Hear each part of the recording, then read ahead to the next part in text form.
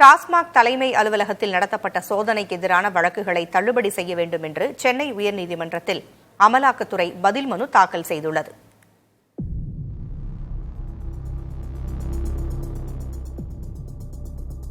சென்னையில் உள்ள டாஸ்மாக் தலைமை அலுவலகத்தில் கடந்த மார்ச் 6ஆம் தேதி முதல் 8ஆம் தேதி வரை அமலாக்கத்துறை சோதனை நடத்தியது.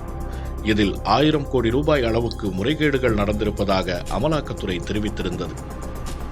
இதையடுத்து அமலாக்கத்துறையின் சோதனையை சட்டவிரோதமானது என அறிவிக்க கோரி தமிழக அரசு தரப்பிலும் டாஸ்மாக் நிர்வாகம் தரப்பிலும் சென்னை உயர்நீதிமன்றத்தில் வழக்குகள் தாக்கல் செய்யப்பட்டன. இந்த வழக்குகள் நீதிபதிகள் SM சுப்பிரமணியம் மற்றும் K ராஜசேகர் அடங்கிய அமர்வில் மீண்டும் விசாரணைக்கு வந்தபோது அமலாக்கத்துறை தரப்பில் பதில் மனு தாக்கல் செய்யப்பட்டது. அதில் சட்டப்பூர்வமான விசாரணையை சீர்குலைக்கும் வகையில் தமிழக அரசு வழக்கு தொடர்ந்திருப்பதாக அமலாக்கத்துறை தரப்பில் தெரிவிக்கப்பட்டது.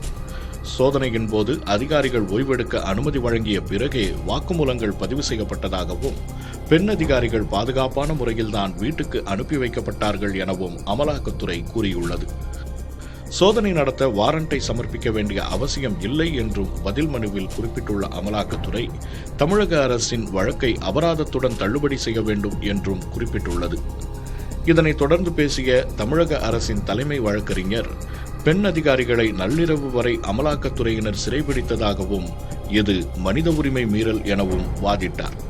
அப்போது குறுக்கிட்ட நீதிபதிகள் தமிழ்நாடு காவல்துறை இதுபோன்று சோதனை நடத்தியது இல்லையா என்று கேள்வி எழுப்பினர். அதற்கு நள்ளிரவில் சோதனை நடத்தியதில்லை என தமிழக அரசின் தலைமை வழக்கறிஞர் பதிலளித்தார். தொடர்ந்து அமலாக்கத்துறை தாக்கல் செய்துள்ள பதில் மனுவுக்கு பதிலளிக்க அவகாசம் வழங்க வேண்டும் என்றும் அரசு தரப்பு வழக்கறிஞர் கேட்டுக்கொண்டார்.